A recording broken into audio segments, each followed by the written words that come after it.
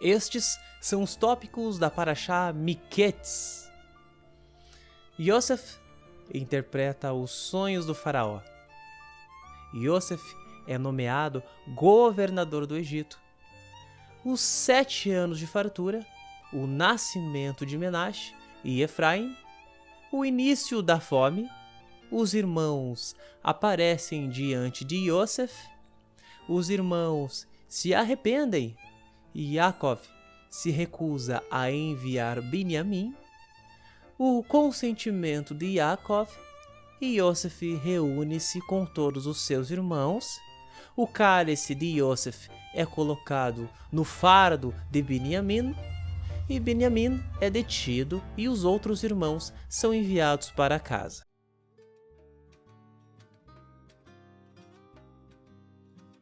Miketz quer dizer ao fim, e este nome remete à conclusão de um tempo e de uma época, mas também a Parashá traz um conteúdo profético relacionado ao fim dos dias. Mas antes de falar a respeito disso, uma grande lição que a Parashá Miketz nos ensina é como os propósitos e desígnios de Deus são surpreendentes e vão muito além daquilo que nós podemos pensar e imaginar. Aprendemos que, ainda que as coisas pareçam sair do nosso controle, nada foge do controle das mãos de Deus. A vida de Yosef parecia ir de mal a pior, quando, na verdade, ele está trilhando um caminho que Deus preparou para que Yosef pudesse ser um salvador para o mundo da época.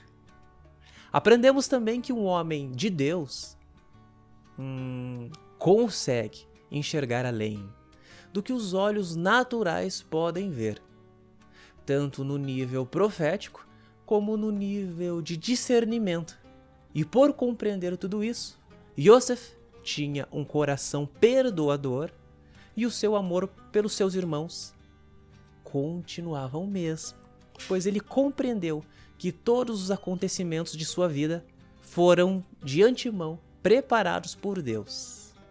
Que não olhemos as circunstâncias, as dificuldades, os sofrimentos, mas que possamos, assim como Yosef, nos conectar a Deus e entender que tudo está no controle das mãos de Deus. As coisas boas, as coisas ruins, todas as coisas cooperam para o bem daqueles que amam a Deus.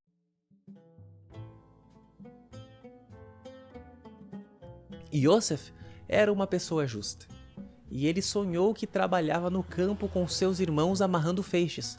Faraó, todavia, um homem mau, teve um sonho que não envolvia esforço algum de sua parte. Isso realça o fato de que todos os assuntos de santidade requerem esforço. Quando uma pessoa se dedica com seriedade ao trabalho, ela tem a promessa de sucesso. E na realidade, o sucesso que a pessoa é capaz de alcançar está muito além da extensão do esforço que ela investiu. E isso acontece quando o seu esforço em tudo que faz está conectado a assuntos de santidade.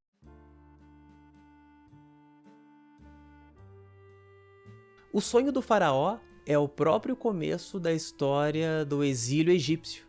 O sonho predisse uma escassez que por fim causou o estabelecimento de Yaakov e de sua família no Egito, onde uma geração depois eles foram escravizados. Em tempos de exílio, o povo judeu esteve forçado a resistir à oscilação de 2 modos de vida contraditórios: o amor a Deus nos momentos de oração e, então, a imersão total no mundo físico durante o seu trabalho e as questões pessoais durante o resto do dia. Os ensinamentos racídicos comparam essa situação a um sonho, porque em um sonho podem ocorrer simultaneamente 2 fenômenos opostos, contraditórios. Em alusão a essa ideia, o precursor do exílio egípcio, cuja história relatada nessa parashá, foi registrada na Torá como um sonho.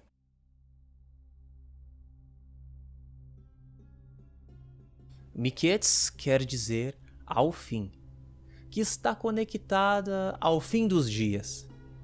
Em aramaico, a palavra dias é quase idêntica ao seu equivalente em hebraico, com exceção das suas últimas duas letras que mudam. Sendo assim, a palavra dias em aramaico é idêntica à palavra direita no hebraico.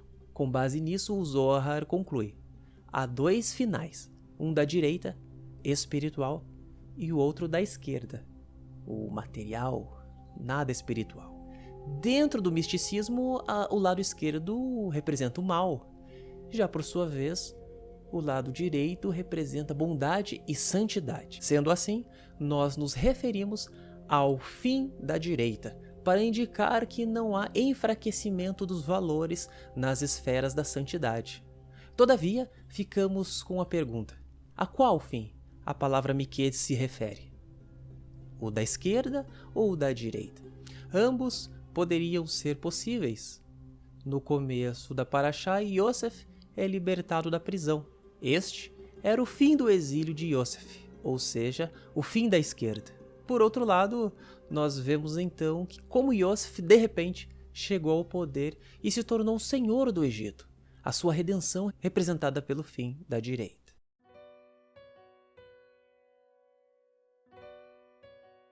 Miquetes significa ao fim. E como nós vimos anteriormente, essa paraxá ela faz uma alusão ao fim dos dias. E de fato, ela tem um conteúdo profético que nos dá parâmetros de como serão o fim dos dias. Nessa paraxá nós vemos Yosef se tornando governador do Egito para solucionar o problema da fome que viria sobre o mundo. E quando eu penso em fome, eu lembro do seguinte verso da Torá: nem só de pão viverá o homem, mas de toda a palavra que procede da boca de Deus. Ou seja, quando pensamos em alimento, devemos imediatamente fazer uma conexão com o alimento espiritual. E apesar de Yosef administrar o alimento físico do Egito, isso deve nos levar a refletir a respeito da administração do alimento espiritual em nossas vidas. Faraó colocou Yosef como a maior hierarquia do Egito, estando abaixo somente dele próprio, o faraó.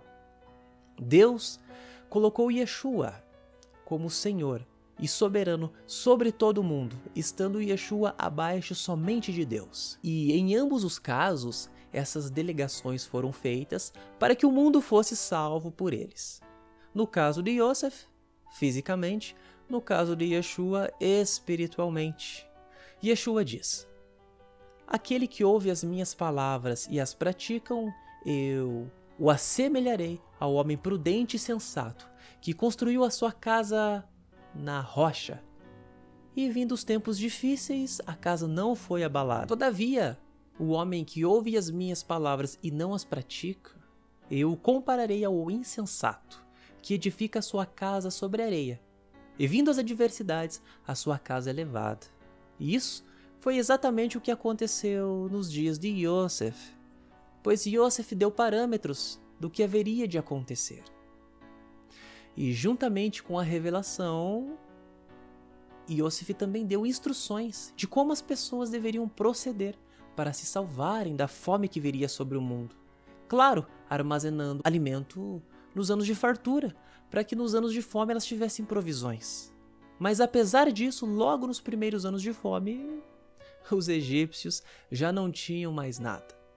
E aí então entregaram seus animais, suas casas, e a si próprios como servos e escravos, em troca de alimento. E este é o conteúdo profético que nos ensina a respeito dos acontecimentos do fim dos tempos. Assim como Yosef, Yeshua foi rejeitado pelos seus irmãos. E assim também como Yosef, Yeshua foi aceito e muito bem recebido pelo mundo. No entanto, ser muito bem recebido não significa muita coisa, pois Yosef foi muito bem recebido pelos egípcios, mas não deram créditos às suas palavras. E apesar de o mundo receber Yeshua, isso não indica obediência às suas palavras. O fim dos tempos é marcado por uma techuvá, retorno do povo de Israel ao Eterno. Ao passo que também haverá uma grande apostasia, esfriamento e afastamento dos não-judeus em relação a Deus. E assim como Yosef estava afastado dos seus irmãos e próximo aos egípcios, mas no final essa situação inverte, também acontecerá nos tempos finais, pois os irmãos de Yeshua se aproximarão, sim, do irmão rejeitado e vendido, enquanto os povos do mundo se afastarão de Yeshua por não ouvirem e obedecerem às suas palavras.